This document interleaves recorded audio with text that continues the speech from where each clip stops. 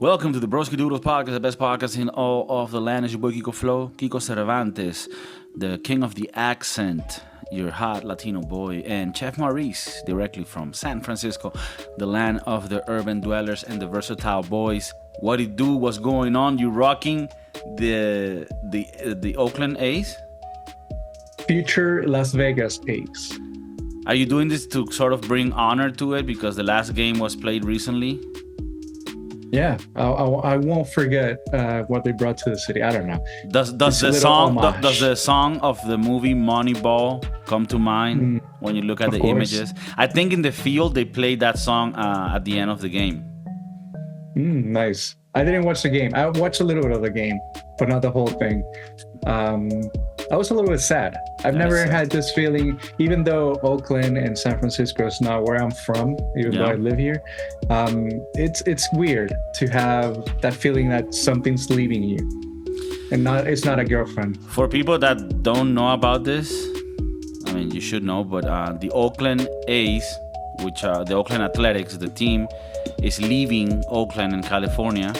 And he's going to go eventually to Las Vegas. Although for a few years, he's going to be in Washington State, right? No, they're going to play in Sacramento. Oh, Sacramento. Which is like an hour north from where they are. And then they're going to go to Vegas. And a lot of teams are leaving the Oakland area. The Raiders left to Vegas. The Warriors. So they're left with nothing. No, all the teams that they have, now they're gone. Yeah. Kind of sucks. So you're rocking the classic Ace, which will be a classic in the future because it will be one of those hats that no longer.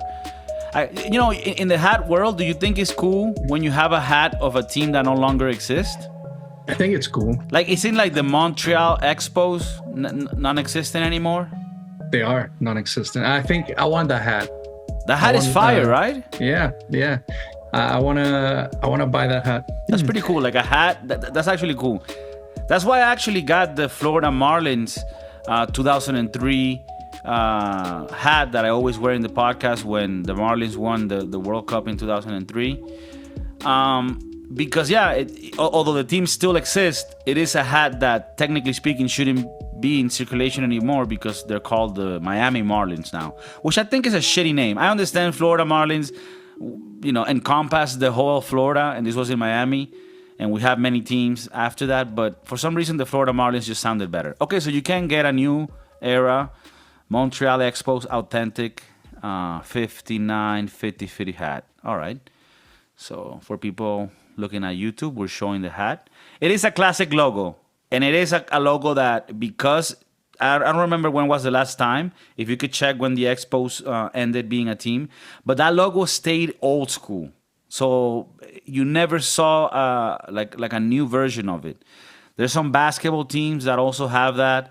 I think it's a common thing, right, for people to like memorabilia from teams that no longer exist. So that's the pretty last cool. season for the Expos, 2004. Okay. And then they became the Washington Nationals. Okay. 2004. So. Cool. All right. Well, please subscribe if you haven't. We're on every platform. You can listen to us on iTunes, Spotify. I do think the audio is where we get most of the listens because YouTube doesn't like us too much. It doesn't really promote it and show it to many people. So if you do listen on YouTube, please share it, leave comments, engage, because then that tells the algorithm that we're not complete shit. All right, so let's get to the topics. I wanted to ask you, right, because we were speaking in the green room before the podcast, and you were telling me about a little adventure that you took with your family to the beach. You live in San Francisco, close to the beach. You're like, hey, I want to look at the sand. I want to taste the seawater. I want to smell, what the horizon smells like. I want to see the sunset with my family because you're a family man now. We're in our road to 40s. From here on, it's just, decline. It's just, sickness and then death. So you're like, hey, let me have a nice little family Sunday or whatever day it was. And you tell me that you didn't know, you weren't aware of this. When you arrive, guess what? Boom, it's a nudist beach. I didn't even know this existed in California or in San Francisco. But now that I look at it, San Francisco being the versatile capital of the world. Makes sense. So talk to us about it. So San Francisco is experiencing the hottest October in 30 years. So we wanted to take Global advantage of that. warming. We wanted to take advantage of that, and we decided to go to a beach. And as soon as we got to the beach and we started walking around, I looked at the people who was, hanging out at the beach, and I saw a lot of dicks, Whoa, a lot of whoa, buddy, a lot whoa. of dongs, A lot of a lot of donglins. dongs, a lot of penile section, because it wasn't erected. It Right. was just, and I didn't feel as comfortable as I should have. You were thinking more like Baywatch, girls, Jennifer Aniston, Right. and then when you get there, it's more just dudes. What a we lot of call dudes. back in the day a sausage fest. A sausage fest. If you're a little bit older like us, if you saw the movie Euro Trip, there's a part where they go to a nudist beach in France, and instead of finding the girls, they find the dudes. Dudes. And you were with your whole family, your I was wife with, and your kid. Yes, Oh, correct. shit. And I saw things I didn't want to see. I saw different shapes, forms, and sizes. You also said you saw different colors. Colors, mostly of the darker side. Okay, so this is very interesting to me because I wanted to talk about this, okay? I wanted to make it uncomfortable. So let's take it to the racial part. You saw a lot of black genitalia, right? Mm-hmm. Now, Indeed. I thought in my mind, right? Like my ignorant mind that's just using stereotypes. I'm like, hey, for some reason, I just don't see the black community being all that comfortable with the nudist world. And the reason why I make this assumption is because the black community in the US is, I would say, it's more similar to the Latino community than the white community, I guess, in the sense that family-wise, they're very conservative with their views, they're religious. I'm not saying that there's not white religious people, but just in general. So to me, nudist would be something that it would be a little taboo for them. But you saw a lot of these. Now, you are in San Francisco. People know it is the versatile capital of the world. It is where men are the friendliest. Mm-hmm. Mm-hmm. Men are just friendly. So, do you think this had to do with the LGBT community and for, things of fate? It just happened to be that, there were a lot of black men there that also were part of the community? Or do you think this is just regular men that have a family and manage a Dunkin' Donuts, go on Thursdays to the nudist beach? And it just happened to be that, in this diverse culture, a lot of them were black. It could be a different array of things. I don't want to say it was just one community, but from afar, from what I could see, there were some that were from part of the community, and I don't know. Okay, but do you share with me that for some reason, maybe you would, like, I wouldn't expect there to be as many black and Latino people in a nudist beach as white people. I don't know. For some reason, I just think it's like more like, oh, I'm a hippie, what's up? But then again, I guess you have all of those people in every race as well. But I just think like a Latino family wouldn't be that comfortable in a nudist beach. But then again, I don't know. I don't live in San Francisco. I mean, I wasn't comfortable. San Francisco, home of O.J. Simpson. Sorry, what? Wow. Okay, I didn't know that. Yeah, very near you. I didn't enjoy it just because of the fact that I didn't want to see dicks. Right. But put it in the other hand. Like, what happened if instead of men, it would have been a bunch of women? Would have stayed? Probably. Would have stayed longer. Okay. Probably too. So maybe you're thinking about yourself. You wanted to go, but maybe your wife wanted to stay. So that's right. But in that case, we're like, hey, we gotta go home. We gotta feed the kid. Right. Yes. This is unsafe for a child. Right. You know what's funny though? Here in Spain, and I found this, out because I've been going the last years. I've gone to the beach, and here in Spain, it's not that there's nudist. I don't know why today my accent is just heavy. There's days where my accent is a little heavier, and I hate it. It's not that in Spain there are nudist beaches. All beaches are nudist. All beaches are nudist. Okay? Let me say that again. All beaches are nudist. Damn, today is just strong as fuck, the accent. So pretty much just any beach just has, but thankfully, and not because I'm a looker, but thankfully it's mostly women topless. Now don't get too excited there, Captain. It's a lot of third age, older women. Okay. So think more like National Geographic orangutans. It's more of that nature, which is fine. Hey, I respect. That's cool. But it's more of that nature. But at least it's not a bunch of dudes. So yeah, Spain is almost like, yeah, everything's free, which is cool. At the beginning, it was a little strong for me because coming from South America, we're a little bit more conservative. We're like, hey, being naked in public is a little bit weird for us. But now I've accepted it, you know, and yeah, I see, you know, you can be open. That's cool. Even families are there, and women are just taking the sun topless, you know. And I just think that Europe is able to handle that on a cultural level. Maybe in America, not there yet. Maybe mainly because of the sausage fest. The time I spent, my longest time I spent in Spain, I went to a beach and I saw a lot of boobies, and I was very happy about that. At that time, I didn't You were have a single. significant You were other. single. Right, I was single. Because and, obviously now, I mean, that's disgusting. But yeah, but at the time, what's the protocol there? Can you look? Because if you're naked, I mean, you're letting everybody see it. right? But this is the protocol. This is the protocol. Okay, for people here that are a little bit younger and are going to Europe, maybe you're an American boy, you live in Miami, you're going to FIU, right? That's Florida International University. Okay, sad for you if that's where you're going. But hey, if you graduate from there and then you want to go to Europe, right? And you're like, hey, I want to go to Spain, I want to go to France. Oh, I heard the beaches. You know, there's beaches, and you go there, right?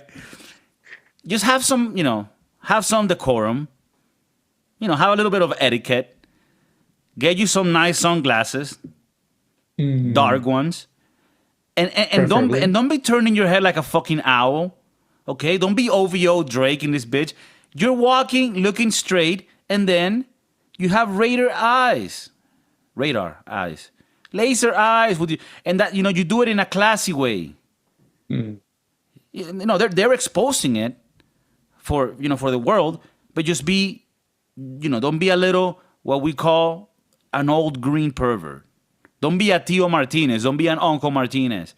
Every home, especially of Latin communities, there's an uncle. Uncle Martinez who's a little touchy, you know, has questionable relationships with, you know, underage people. Like, you don't want that.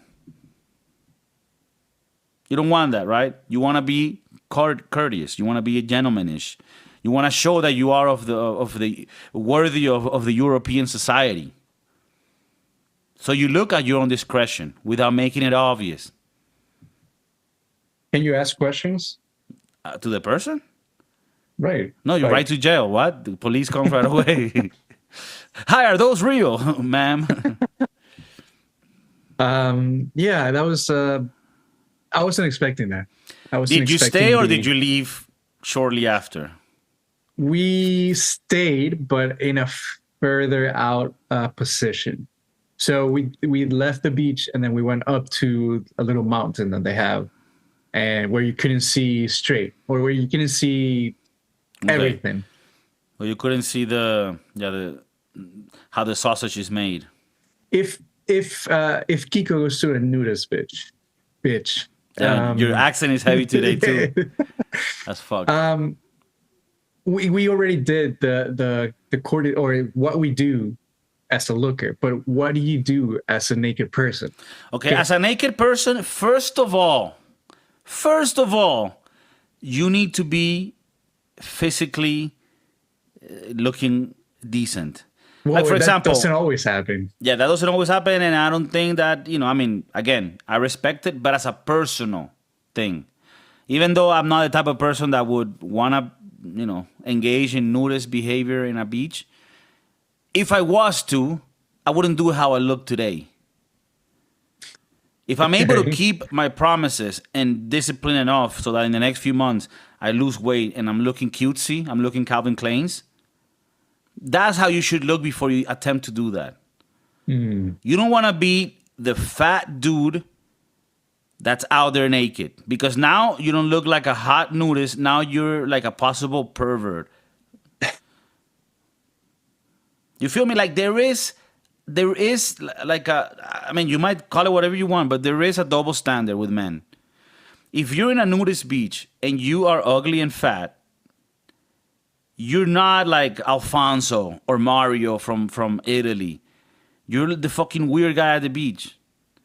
But if you're hot, if you're attractive, oh look at that man, you know? Is that the guy that the models for Tommy Hilfiger? But if you're looking like Tom, who just got fired and left by his wife, 30 pounds overweight, pre-diabetic, Mm. and he's like, let me go to France and get naked because that's what they do there. No, don't do that, Tom. Thomas, whatever. I didn't want to, you know. So yeah, The there are etiquettes for also being naked. Look decent.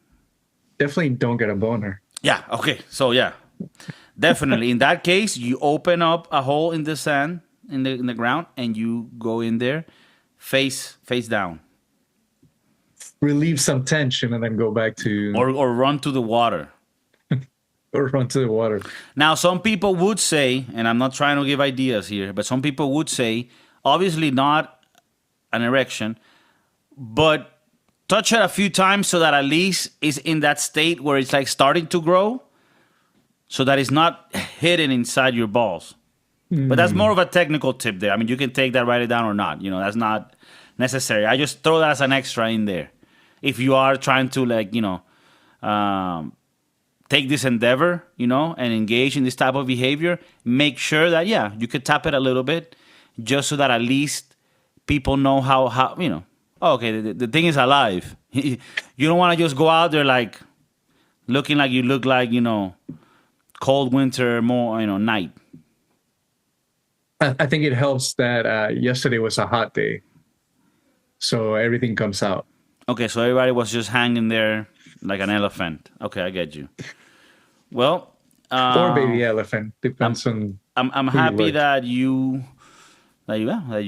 took this experience. I think every experience is worth going through. Well, no, not really. That's not. but there are some that even though they weren't great, hey, you take a silver lining. There's some things that you get out of it. So I'm looking at. kudos to you. I searched the beach at online, and apparently, it's not nudist, but it's also not frowned upon. So if you want it to be all open and have people look at your shit, it's acceptable. I recently went to a mountain in the north of Madrid where you go up like rocks and shit, and eventually you get to like waterfalls, and it's beautiful. And people there tend to get naked and like take sun. And I do find it to be a little bit, like, hey, dude, whatever. But, it is a Spanish thing here to like be free and, one with nature and fuck trees, whatever. So, I allow them to do that. That's their country. They've allowed me to live here among them, I'm what you would call somebody without a home. If I was in the Game of Thrones world, I would be a bastard. A bastard. A bastard. A bastard. Fucking bastard. About the beach, it says the northern section of the beach is frequent by clothing optional sunbathers. And as such, it is considered a nude beach. So what do you consider the northern side of the beach? Is there a line that after you cross it, you're entering to? I mean, you got to let me know. Yeah, you got to let me know. Look, after this, expect a few sausages. Because if you let me know, because I mean, I know this is double standard, but I guess maybe because we've been introduced to it for so many years, a titty shot in a movie, okay, in a series, we're used to it. Game of Thrones, would have been perfect for when I was 14. But penile shots, pecker shots, they're a little stronger. I'm still getting used to them. Do you remember? Did you ever see Forgetting Sarah Marshall? Yeah. a shot of Jason Yes, of Jason Segel's, Segels. Yeah, and I think that's and his you can real one. see, yeah. And That is true. also later on in the movie, there's a shot of Mila Kunis showing Boobies. Yes. her boobies. Damn. Yes.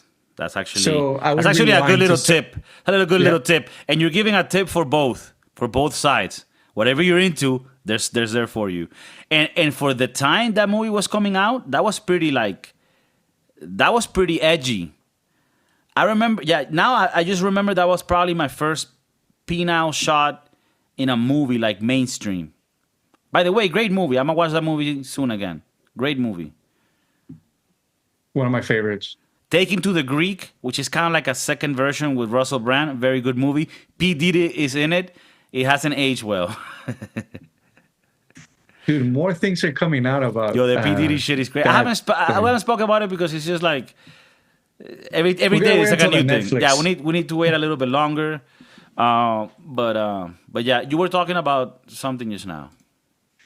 No, I wanted to search when, like, the exact minute where you can see Mila Kunis's. Okay.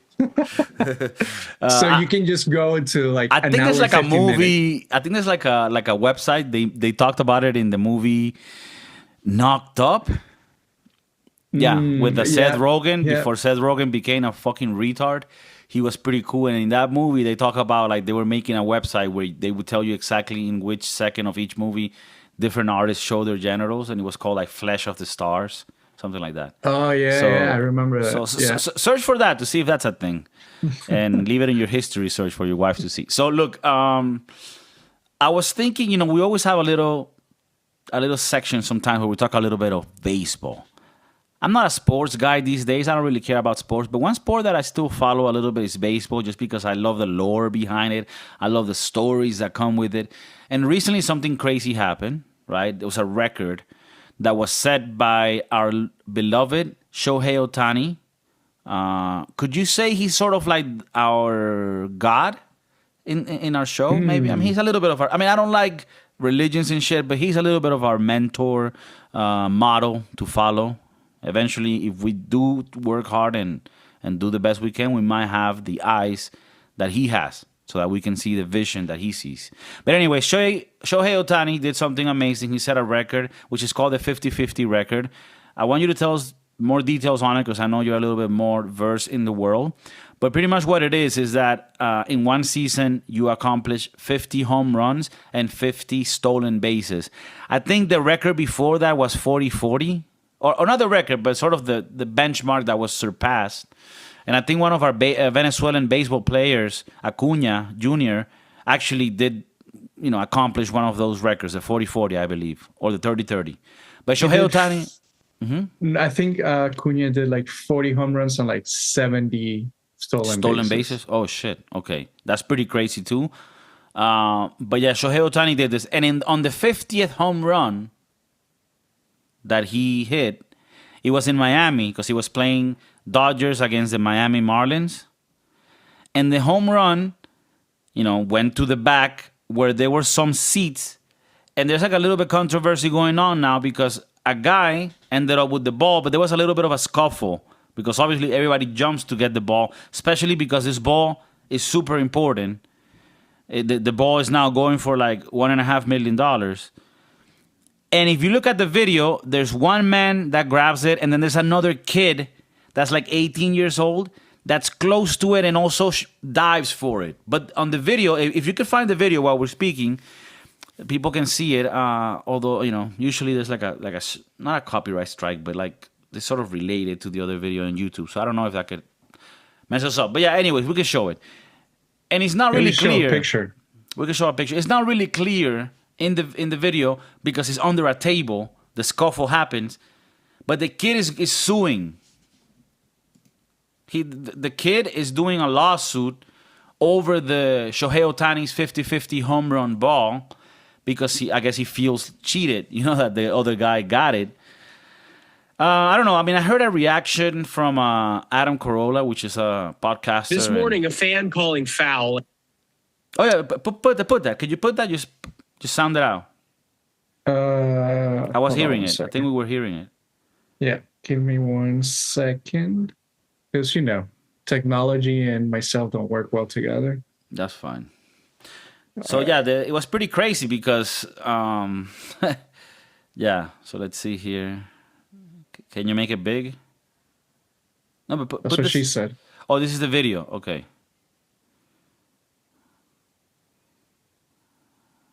I think this is like something taken from the news, so they're not really showing everything. All right. All right. But Then yeah, take it off. Oh, here they're showing a little bit of it. But yeah, there's a scuffle, and the kid with the red shirt, with the Miami shirt, he sort of feels cheated.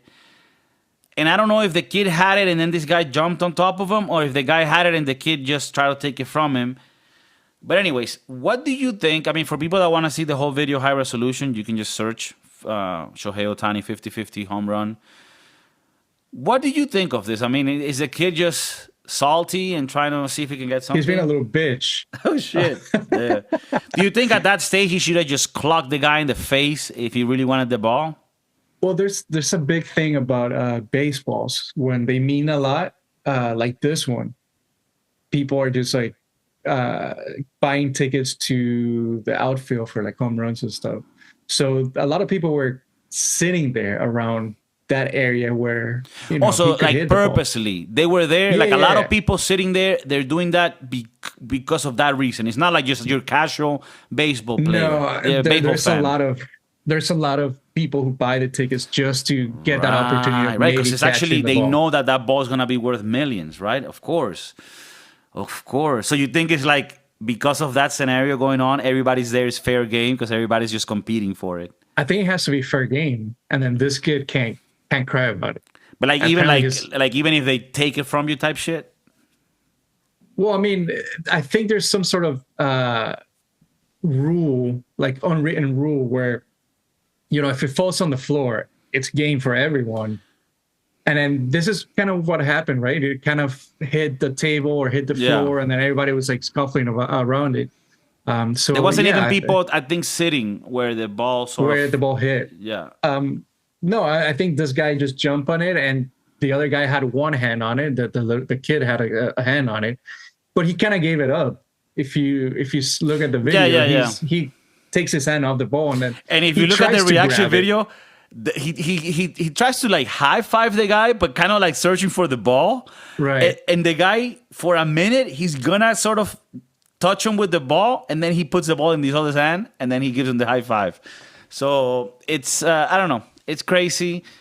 I would see how the kid feels like cheated, and he's like, "Fuck, man, I was so close," And maybe the man did exert more force because the guy that got it was like an older guy, like our age, and the kid, was 18. So, but anyways, he's going for 1.5 millions, I think now, and yeah, that's crazy. It's funny because every time this happens, the player always tries to buy it, and I think Shohei Ohtani offered like 300,000. Or I don't know if it was the Dodgers on behalf of Shohei Ohtani, but yeah, the team or the player tries to buy it. And then so they can keep it, I guess. yeah.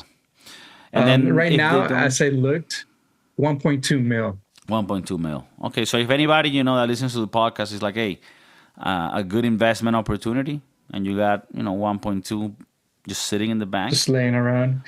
It still has about 21 days left of Okay. people. And is that like in Seating. Sotheby's, like auctions? No. What is it? This is Golden. This is another auction, like a sports auction company.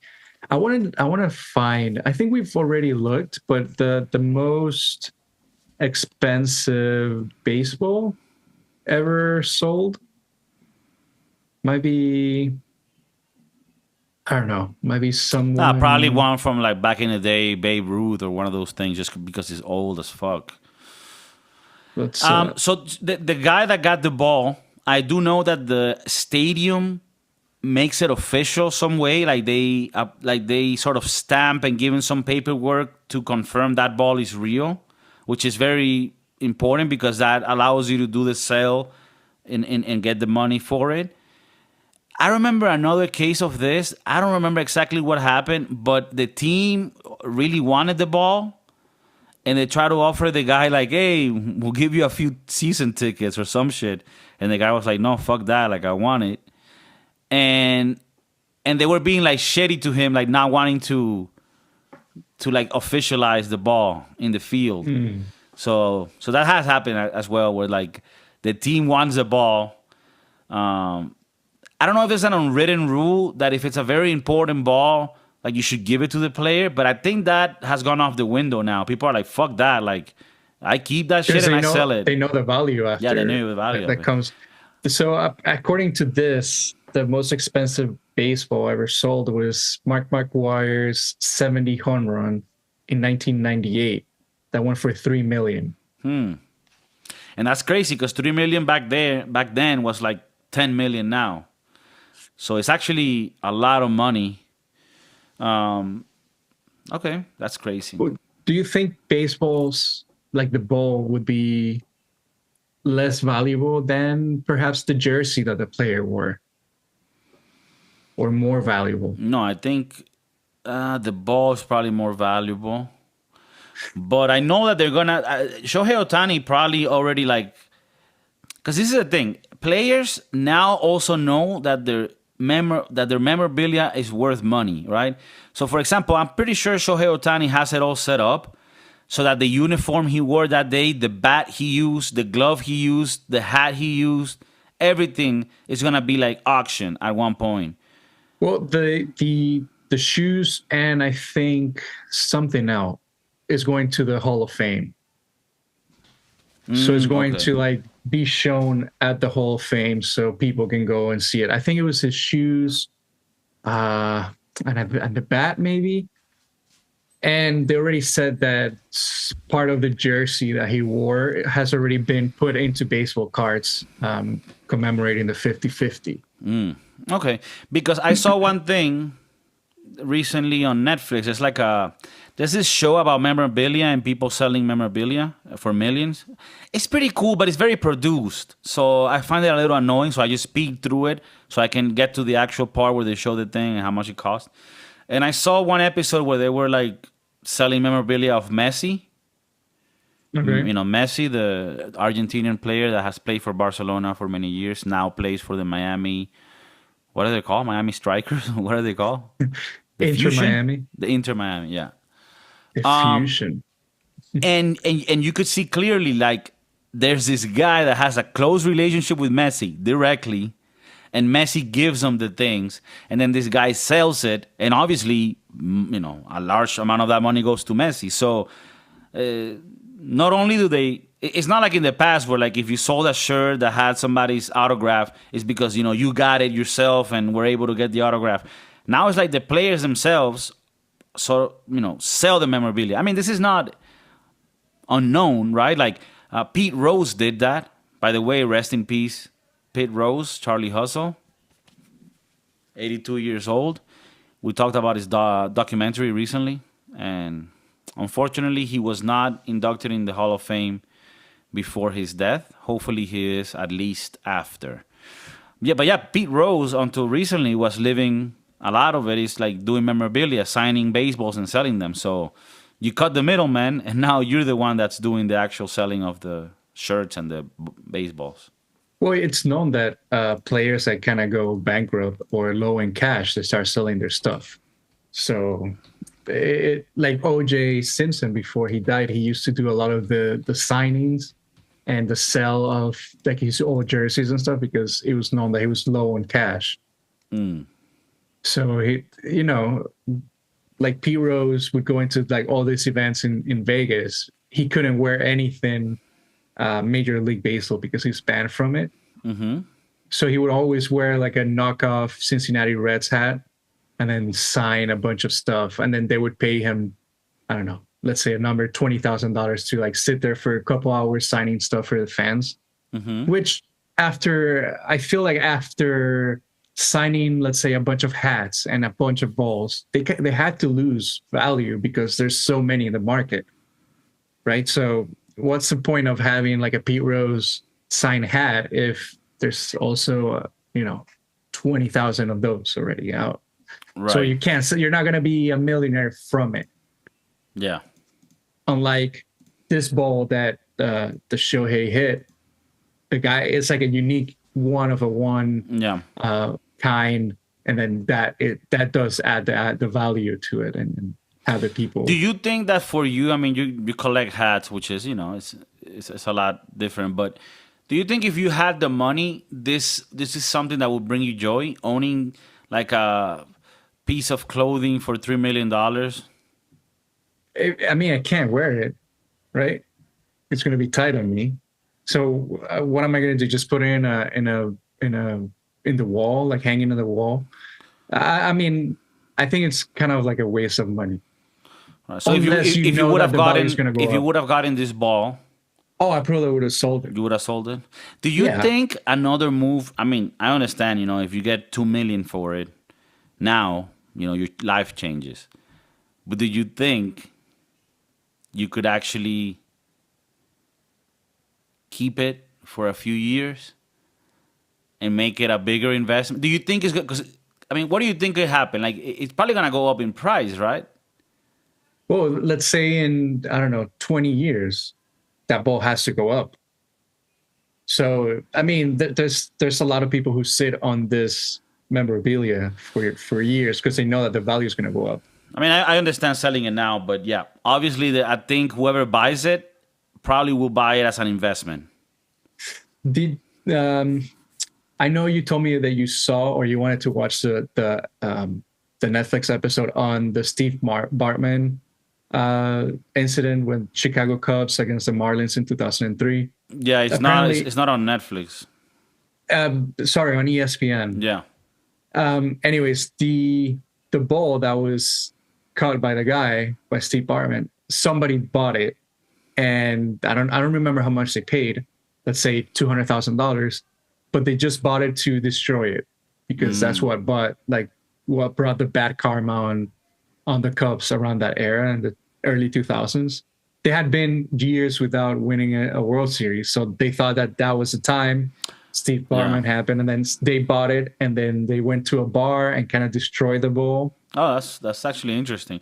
For people that don't know, this documentary is available only in the U.S. I mean, I've searched for it everywhere. It's impossible to get. It's called Catching Hell, and it's about what's the guy's name? Bartman, first name. Steve Bartman. Steve Bartman, who's a guy that was trying to catch a foul ball, and it made it so that the outfielder couldn't catch the ball, and because of that, after I saw the sequence of events, you could say that was a reason why they lost the game and then the series, and then they never, they haven't. I think they won again in a few years later, but not again. I'm saying they won the World Series, yeah, after 100+ years. But yeah, Bartman situation, Catching Hell documentary is pretty cool.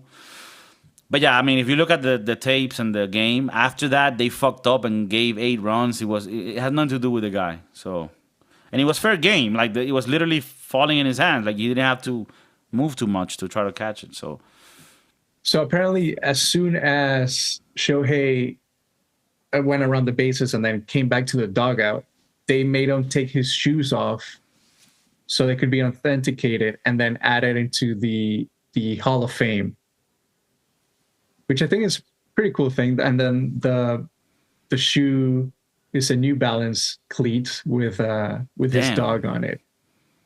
With his dog? Yeah, it has. I'll show you a picture. It has. Damn, that's pretty fire. Yeah, it's kind of cute actually. New Balance is cooking, man. New Balance is getting everywhere. They make good shoes. I hope they don't turn like Nike, where they just. I'm not throwing shade on them. I don't really like Nike shoes. Okay. Oh, they're like gold and this is very flashy. I wouldn't expect it from Shohei. Yeah. And this is crazy. Like, people gotta understand, this is a guy that got 50 home runs, 50 stolen bases, and on top of that, he's one of the best pitchers in the league. So he couldn't pitch this year. So he couldn't pitch this year because he just got Tommy John surgery, which is a very common surgery for pitchers. And so he's like, okay, so for this season, let me just make home runs and steal bases. I mean, he's a monster. He's an alien. It's insane what he does. And Shohei Ohtani, apparently before this season, the most stolen bases that he had gotten in a season was like 20 something. So Damn, it so he wasn't really like, turned it up. yeah. He's like, all right, I can't pitch this year. I'll And do also something for else. people that know baseball a little bit more, this season actually they started with a tighter limit on the pitchers to try to catch people stealing bases. So actually, my argument was gonna be that it was harder these days, but no, I mean it is a little bit easier to steal bases now. Am I right? The base is bigger And the pitcher only has 3 tries. to take him out. So the most stolen bases that he had gotten in a season was 26, and that was in 2021. So he doubled that, and he's still going. Season ain't over yet. I think he's got 53 home runs now. You think he can? 54. You think he could do 60-60? I mean, And now, he's close. He's 59 stolen bases and 54 home runs. okay, so this is very possible. Okay, now look at this. Do you think that the 50-50 ball loses value if there's a 60-60 ball? I mean, it has to, because it's something that hasn't been done before. That is true, huh? And also, isn't it crazy that the 50-50... That's why I think the guy has to cash in now. Yeah, that's why he did it. Just in case. That's why he did it, because he's like, this Shohei Ohtani's too hot now. He could get to 60-60, and then my ball is not that impressive. And also, isn't it crazy that the 50-50 seems to be worth more than like the 54-50? You know what I mean? Yeah. Well, it just adds, I don't know. The 50-50 is the one that broke the record, right? Right. So everything after is just a new kind of record. Okay. So before that, there was like a 49-49 type shit. Well, I think they counted as like 40-40, 50-50, but I think somebody has gotten closer to it. Oh, okay. I get it. That's why it was okay, because he broke that record of the 50-50, the 40.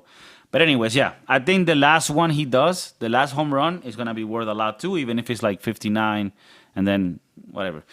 Okay, so I don't want to get people too locked in on the baseball. I know people like us and they hear our interest, but I also want to go to the next topic. The next topic is ecology, green. Would you consider yourself to be green? I've gotten greener. Thanks to living in this city, because they kind of make you. I do recycle a little bit more than I used to do before. Would you believe me if I told you that most recycling is useless? I believe it. Yeah. I believe it. A lot of it is futile. Although there is some positive. The reason why it's a bit futile is because it's very expensive to recycle. It's a lot cheaper to destroy the dirty plastic and create new plastic from petroleum. I know for some people that might sound like, damn, but isn't that like super capitalist, like destroying the world type shit? And I'm reading this book by Michael Schellenberger. This is the same author that wrote the book San Francisco, which we've talked about a lot. It's become a theme in the podcast, talking about how you can solve the homeless situation, which means you need to give them help, and they either need to accept that help or they go to jail because they're committing crimes. Okay, so this book is the same author, but he's talking about how this crisis with the Earth getting warmer, global warming, is actually not the end of the world, and it's being exaggerated.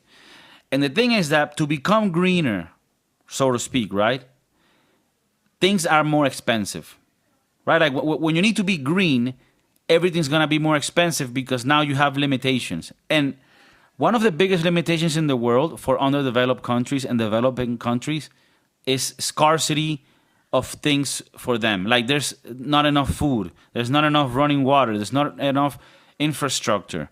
So he gives an example of, like, for example, there's countries in Africa or in South America that whenever there's a flood, whenever there's like rain, they get flooded. And they use these examples to say, you see, global warming is destroying these places.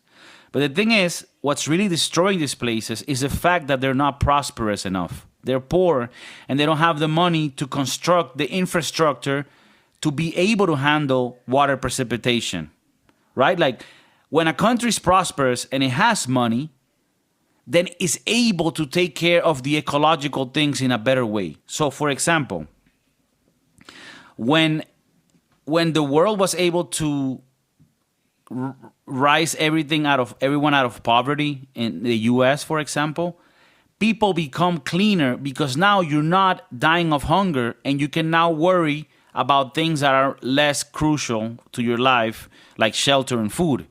If you live in a developing country that has a lot of corrupt people in it, and the whole thing is fucked, but you don't have running water, you don't have basic things, well, you don't care about ecology because right now your worry is money and being able to eat. So the example that I want to give is, I have the book on the right of me, so I'm just reading something from it. They talk about plastic being bad. There's a very famous video of a girl taking a straw out of a turtle from the nose or the mouth, I don't remember, and it's like, oh, horrible, this is how bad we are, like plastics in the sea, the straws, we gotta get rid of straws. And now every place got rid of plastic straws. Plastic straws were amazing. They did their job well. Now when I go to Five Guys and I get my shake, I get a nasty-ass paper straw that after a little bit, it gets destroyed. If you're drinking a shake with Oreo pieces, it's going to get stuck in the straw because the paper gets bent and soggy. It just doesn't work. And what this guy explains is that most of the plastic that ends up in the sea is from like fishing ships and countries in Asia throwing away the trash in the sea. Very little like amounts of straws end up in the sea. Like it's a lie. And now, because one turtle died with a straw, now none of us can fucking have a straw in a fast food restaurant ever again. They say that plastic is bad. Like, oh, like look at all the bags in the sea. And that, we do need to have countries that take care of the trash better. But how do they do that? By being prosperous. When you're a rich country, you're able to like spend money on having the place be clean as fuck, having the best landfill systems to get rid of the trash. That's what prosperous nations do. They handle their trash in a first world way, right? So now, before plastic, you needed to do utensils like combs for your hair, frames for your glasses. There were so many things that needed to be made for use. And what they used back then was turtle shells and ivory from the tusks of elephants. And this is not, I read this is for real. In the 1800s, in the world, 160,000 elephants were killed every year to provide the amount of ivory needed for the US and Europe to make the utensils they needed for daily life.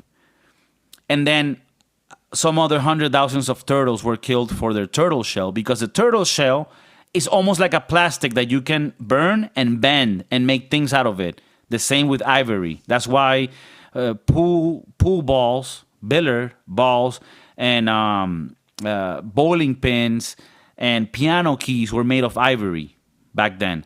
So when people talk about plastic, it's also important to note that when we discovered plastic and how to create it from petroleum, that allowed so many hundreds of thousands of elephants and turtles to not be killed every year. So what I'm trying to say is that you always need to compare things like, oh, plastic is bad. Compared to what? Because before we needed to slaughter hundreds of thousands of animals to be able to make the utensils we need.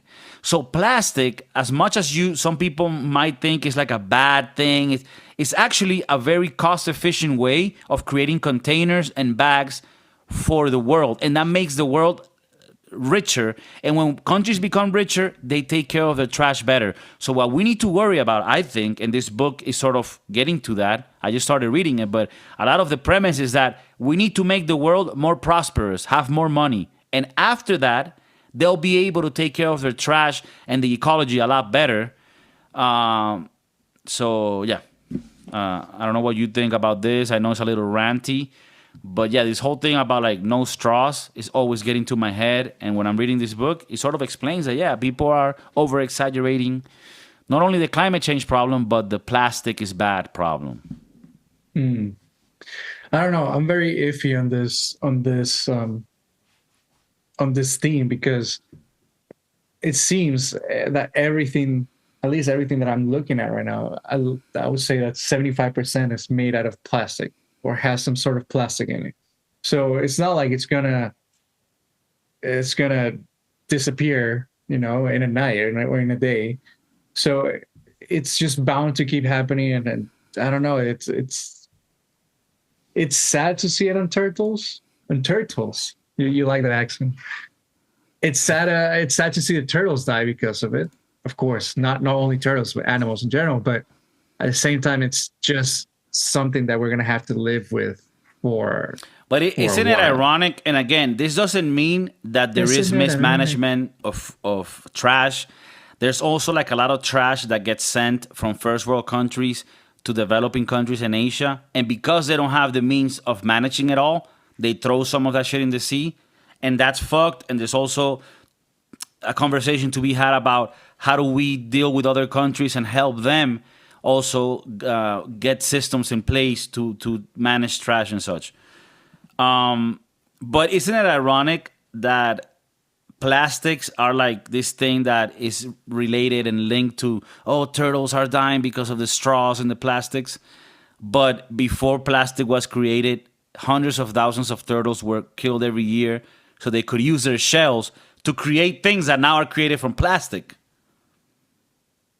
How You do get me? you? Yeah, yeah. It's But, completely like, understandable. like, isn't it crazy? I just told you this, and this is real. Like, these are facts.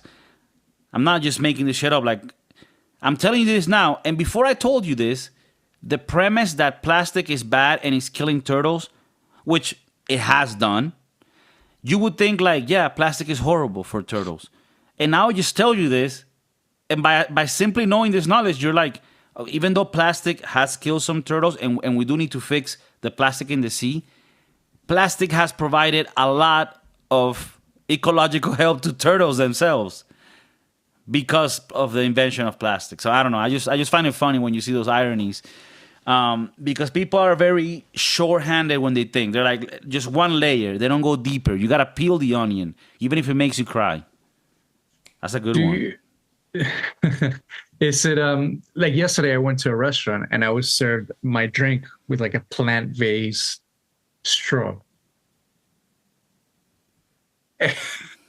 So A that to me, plant-based straw. yeah, What is yeah. this? A bamboo? And it doesn't make any sense because even the compostable ones that kind of disintegrate after two sips of your juice, it's pointless. And how are you gonna have it? And then the three restaurants are around you; they're serving like plastic straws. So you're doing it because you feel good, right? Because you want to, feel better about or think that you're doing something to change it. But in reality, you're outnumbered, and it doesn't matter how many, It's virtue plant. signaling. Do you Yeah. think? Do you think that a lot of places over there still use plastic straws? Oh yeah, for sure. All right, so I'm happy to hear that because here in Europe, they're becoming very, very homoerotic about it. Where every place has paper straws. There's no place that stands their ground and they're like, no, we're gonna use plastic straws. And I feel bad for the plastic straw guy. He's like, nobody's asking me for straws anymore. Do you do you think any like metal stuff would be better? I have heard Disgusting. I have heard of like metal straws that you can take around, but then to me that's just like accepting the defeat. Like the system defeated us, and now we have to carry our own straws. Where the fuck are we headed? And if you think about it, the paper straws that they give you is literally a miniature paper roll from like your bathroom. Like the paper roll that you use to clean your ass with, the thing that's left at the end, the brown carton cylinder, they make that in a miniature version, a thinner version. That's the straw that you're using when you go to fucking Shake Shack. So I'm a little mad about this, and even more now when I look at the facts and I understand that indeed this is not the issue that they're trying to make. And even if it is, and there are things that can be improved, we don't have an issue of straws being thrown in the fucking sea to the point where we need to ban straws all over the world. And it's getting me pissed off. This is something, you know what, you can relate it to, like the trans bathrooms. It's like, there's not enough of these people for us to create a bathroom in every establishment in the world. Mm-hmm.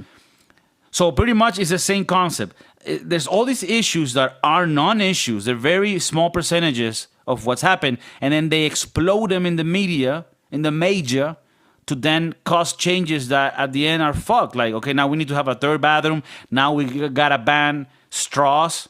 So now when I'm eating my milkshake halfway through it, it's no longer sucking. I want to suck, and I suck hard.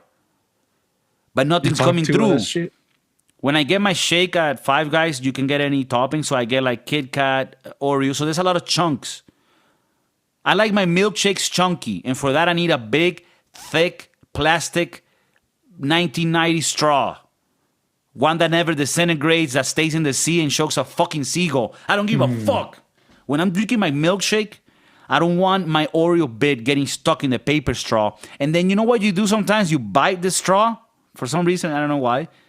If you bite a paper straw, you're fucked. That's it. It's dead. The movie theater gives me the soda with a paper straw. Halfway through the movie, soggy. I can't suck anymore. What's happening? Is this America or is this fucking, I don't know, communist Cuba? Sorry. Definitely not. No, I'm getting a little. I like the past couple of episodes where you go in a little rant because I know what you truly feel, and I need to know that. We as an audience need to know what you're feeling at the moment. Thank you. Sometimes I don't know. I hope people accept me for who I am and they understand that, you know, as a human, sometimes I just need to rant a little bit because it does piss me off when I hear, you know, all these things.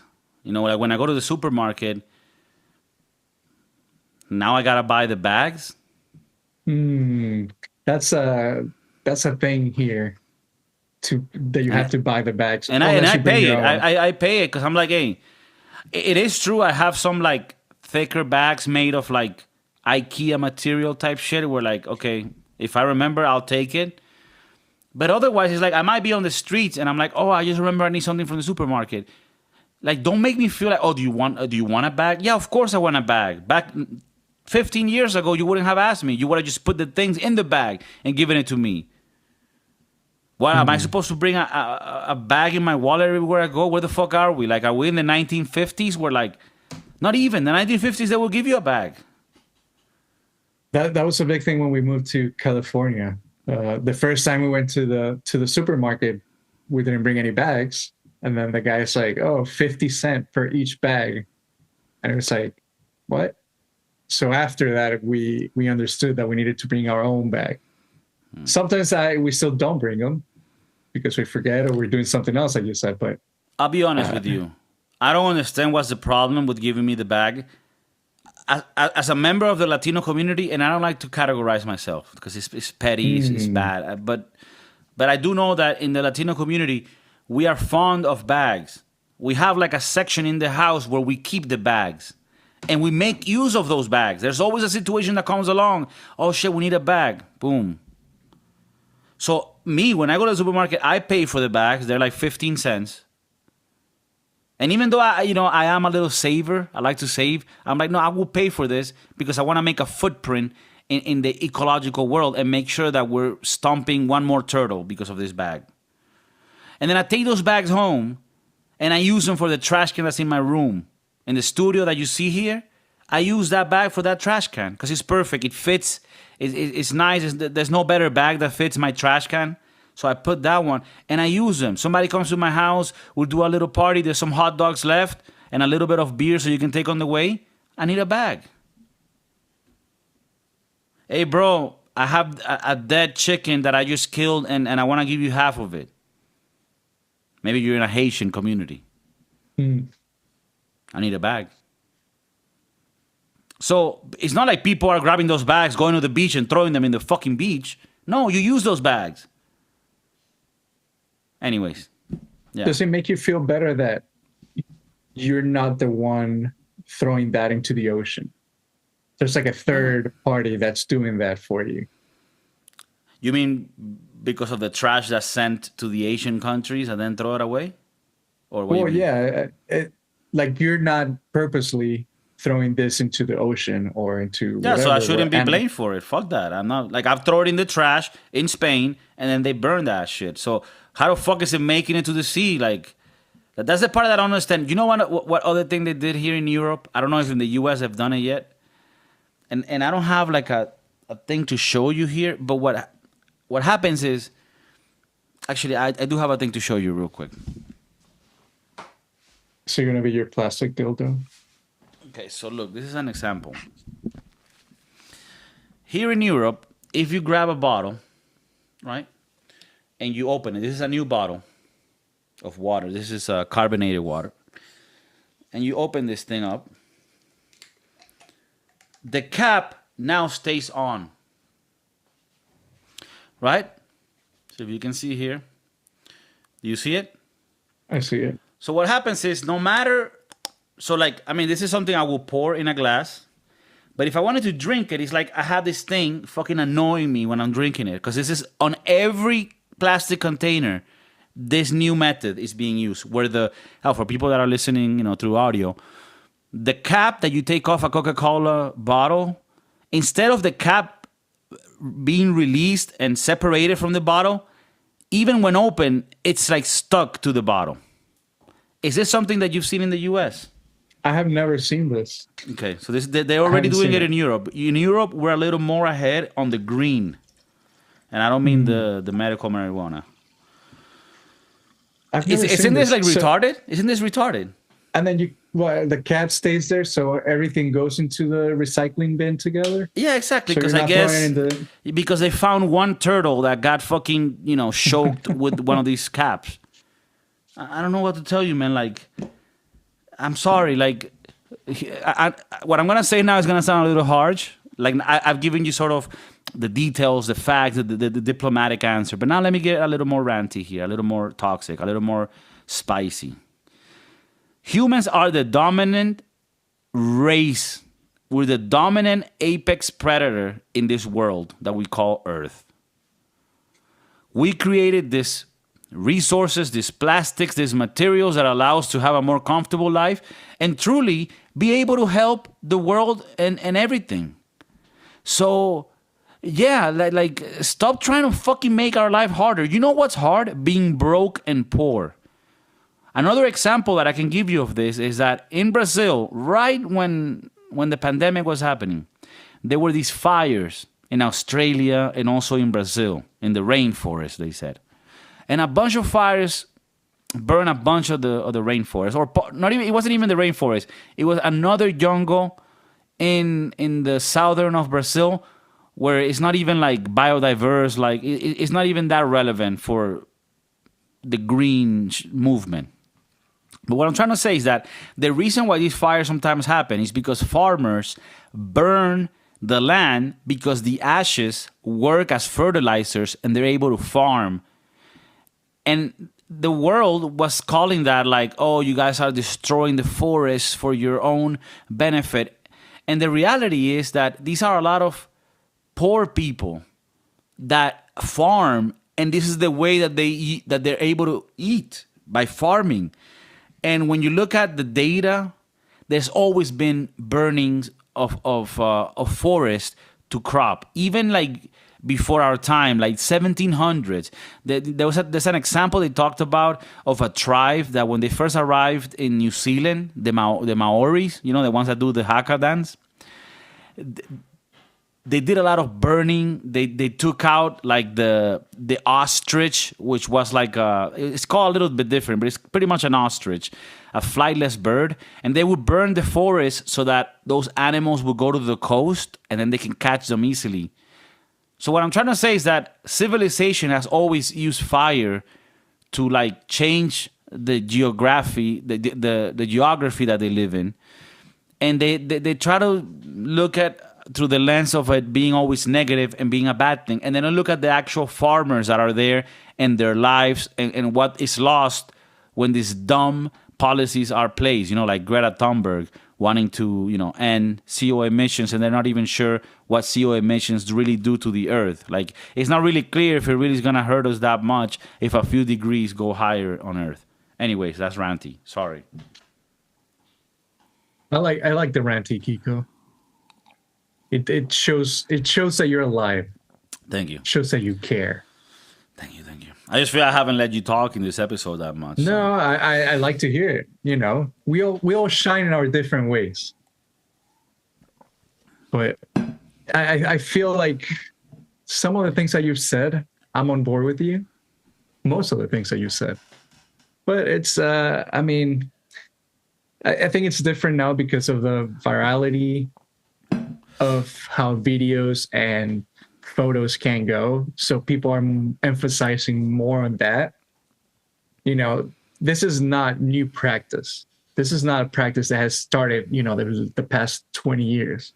This has gone for ages. So the only difference now is that there's always someone watching. It makes it viral into that people that think that they care, or, sometimes they don't even care and they just want to voice their opinion and they just want to be heard. So it's just, not being so, I don't know, being more tolerant, I guess, to what they think. The people that say that they're tolerant are actually not tolerant.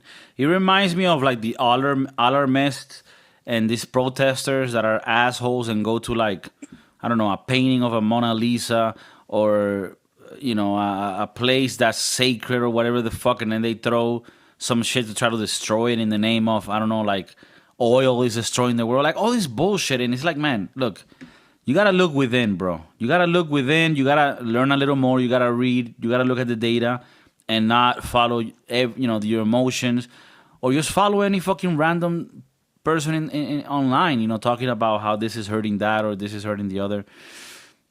It's like the hypocrisy, right? Like Taylor Swift talking about, yeah, we gotta save the world, and then she uses a jet to go anywhere she goes.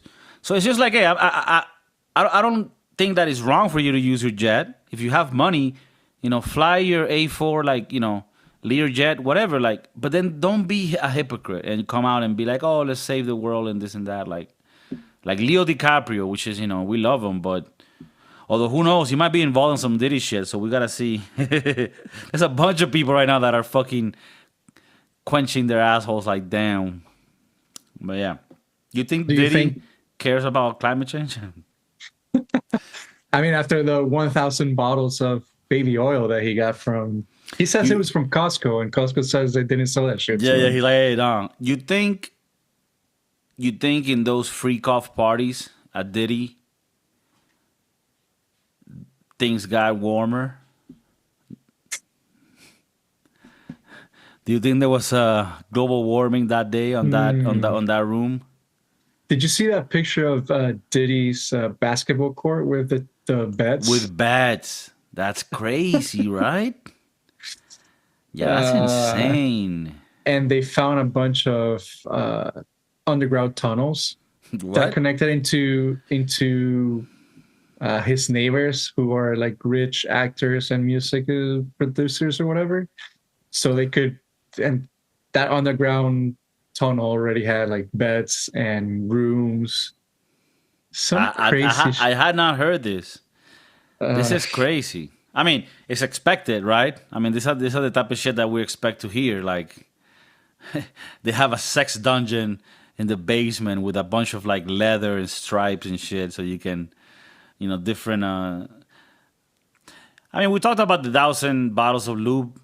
Aside from the fact that he was doing some freaky shit, I do appreciate somebody who is smart on money and buys wholesale. And the lawyer actually said that. He's like, oh, he bought wholesale because of the price. That's what Americans do. This is not Diddy. No, this is someone who's there. But this is the basketball court. And there's beds. That's weird. He has 2 king-size beds in his basketball court. Yeah, this is weird because, like, let's say you have a bed next to the pool. you could say, hey, we were in the pool, me and this girl, and then we went to that little bed and we did things. But you don't really play basketball with your girl, you know? You play basketball with your homeboys. So now, could it be that he just has like, sleepovers with the crew? I mean, is that even like back in the day?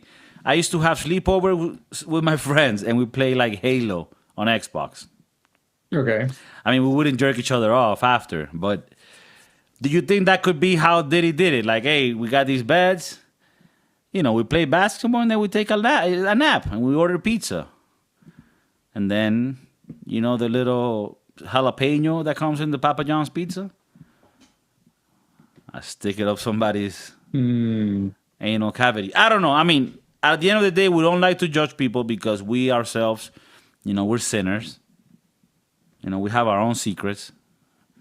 When we go to sleep at night, we deal with our own demons. So I don't want to, be here. I don't want to be Judge Judy here, I don't want to be Judgy Jennifer, you know what I mean? But it is a little wild. Having two beds in your basketball court. I mean, either you're training so hard to be a basketball player that you sleep on the court, or you're doing tickling with the boys. And at the end of the day, I mean, is that a bad thing? I mean, I ask you here honestly. Is having two beds in a basketball court to have tickling sessions and pillow fights with your boys in a sleepover, is that a bad thing? It is not a bad thing. That is, I mean, that's actually cool as fuck. You used to do it. I used to do that. So, yeah. So that's not a thing. Tickling the boys. The thing is, if you hide that. The thing is, if you say, I'm not that, and then you are that. At the end of the day, that I think people should get that straight. It's not that he did homoerotic things. It's that he's not open about it. That's the funny part. Right. That's what catches our interest here, right? Because, like I said, that's nothing wrong. If anything, I feel a little envy. You got a little basketball court. In our case, it might be more a baseball field, although it might be too big, or a futbolito court, which is soccer, but 5v5. Mm-hmm. Right? No grass. It's just, maybe turf. Maybe turf. So I get it. Like, you have a little soccer, little field for your homeboys. You play, you have a little beers, and then you have a sleepover. And then you have pillow fights. You can have tickling fights, which is, the norm. Is the norm. And then you feel your boys ashy as fuck from the basketball game. You just pour some baby oil on him, and yeah.